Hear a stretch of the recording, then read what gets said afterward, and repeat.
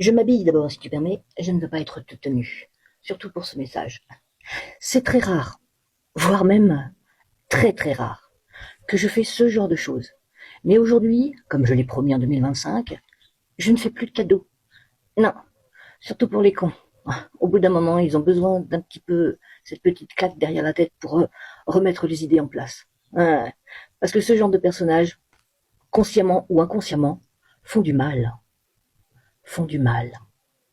Donc, là, c'est sur Facebook que je reçois ce genre de messages, mais bien évidemment, je le reçois sur toute plateforme. Et moi, je suis assez forte, en fait, pour avaler ce genre de merde.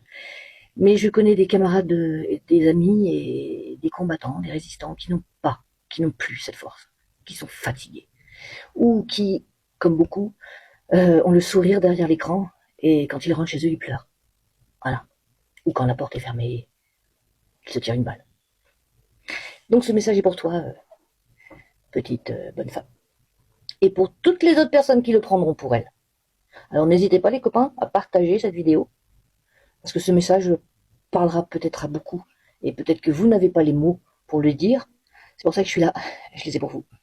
C'est parti. À cause de personnes comme elle, la justice perd son temps, alors qu'il y a des affaires urgentes à traiter. Quelle honte! Françoise, et tous les autres, vous avez parfaitement le droit de ne pas m'aimer. Vous avez même parfaitement le droit de ne pas partager mes contenus. Mais il y a une chose que vous ignorez. Vous ne me connaissez pas. Vous ne savez rien des heures passées à écouter des gens que plus personne ne veut écouter. Vous ne connaissez pas les nuits sans sommeil, les renoncements, les angoisses, les mains tendues dans le silence, sans caméra, sans récompense, et même parfois sans un merci. Vous ne voyez que quelques lignes sur un écran, voire quelques vidéos, quelques articles. Et pourtant, c'est sur ces quelques lignes que vous choisissez de juger une vie. J'ai même le sentiment que vous n'avez même pas regardé la vidéo sur laquelle vous avez laissé un commentaire. Vous avez peut-être lu quelques phrases, quelques commentaires, peut-être même ce que d'autres ont écrit, puis vous avez rendu votre verdict, sans me connaître, sans savoir. C'est étrange, vous savez, les coups portés par ceux qui défendent leurs privilèges font mal, mais au moins ceux-là, ils sont prévisibles.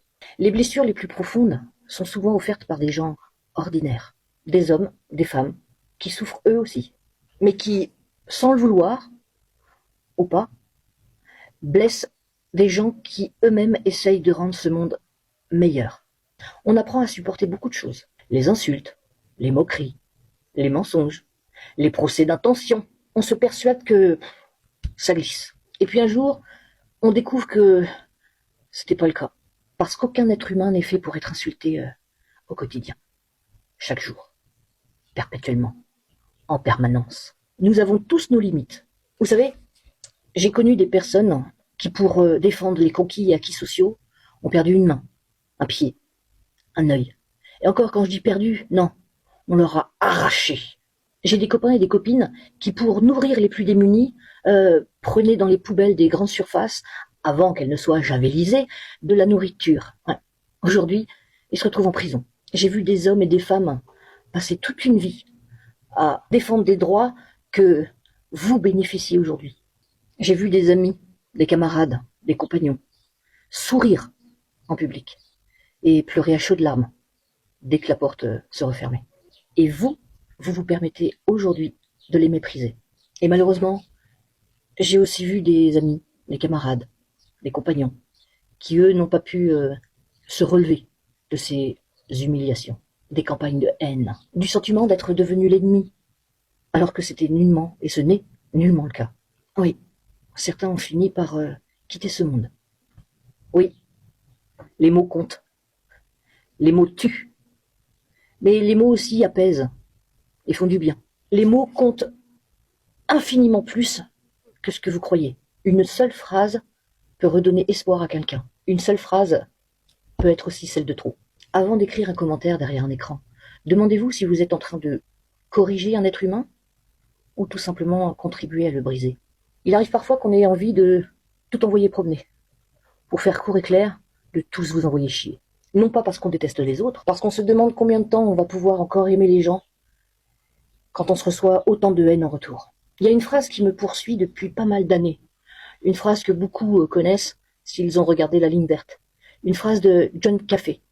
John Caffey qui disait Je suis fatigué, patron.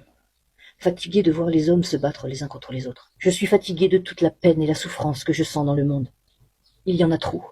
C'est comme si j'avais des bouts de verre dans la tête.